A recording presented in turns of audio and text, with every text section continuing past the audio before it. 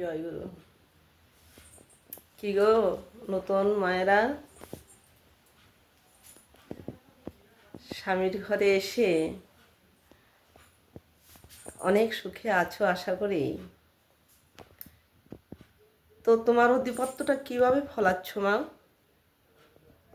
সবার কাছ থেকে স্বামীকে কেড়ে নিয়ে, মা ছেলের বিচ্ছেদ করে দিয়ে, স্বামীর ভাই বোন আত্মীয় স্বজনকে দূরে সরিয়ে দিয়ে স্বামীর সব কিছু তোমার একার, এটাই ভাবছো মা?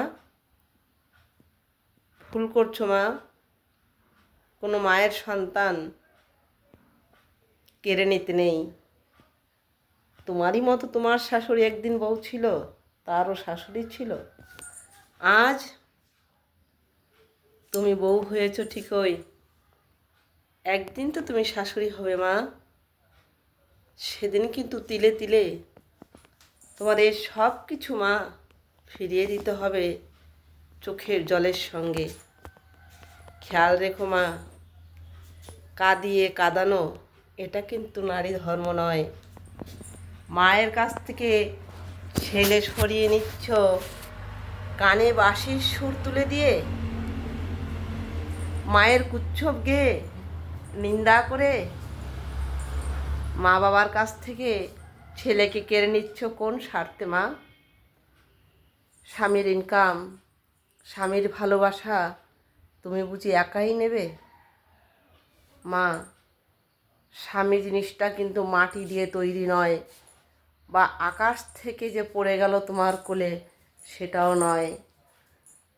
মা, সময় হারিয়ে যদি বোঝো কিছুই করার থাকবে না, সময় থাকতে বোঝো। এই ভুলগুলো করো না। নীতি নিয়মের সঙ্গে, ধর্মের সঙ্গে, সত্যের সঙ্গে সঠিকভাবে চলো। ধরে নাও, এই ধরনের নীতি যদি, ব্যবহার যদি তোমার মায়ের সঙ্গে তোমার ভাইয়ের বউ করে, কেমন লাগবে? মনে রেখো মা, কষ্ট দিলে কষ্ট পেতে হয়, এটাই সত্য। এর পরিবর্তনে ভালো কিছু আসবে না। তুমি আজ যা করছো কাল তোমাকে ফেরত দিতেই হবে এই ধরাধামে। মনে রেখো মা, করো না, কেউ করো না মা। সবাই আমার মা, সেই জ্ঞানে আমি বললাম। কারণ ব্যথা দিলে ব্যথা দ্বিগুণ করে ফিরে আসবে। এক ব্যথায় 10 ব্যথা পাবে। করো না। সংসারটা এক নারী সুখের করতে পারে, আর এক নারী কিন্তু ভাঙতে পারে। তুমি যেই যুক্তি যেই প্ল্যানেই করো না কেন, তোমার স্বামী কোনো দিন বুঝতে পারবে না।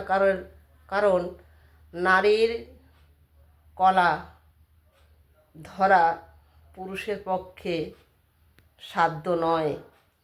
এটা তুমি ভালোই জানো যে স্বামী বুঝতে পারবে না আমি কি করলাম। যে বোঝার একজন ঠিক মাথার উপরে আছে, সে কিন্তু ঠিক বুঝবে।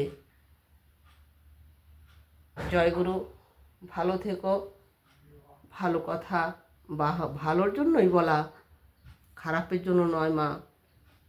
ভালো করলে ভালো পাবে। সবাই আশা করি ভালো আছো, সুখে থেকো। জয়গুরু, জয়গুরু, জয়গুরু।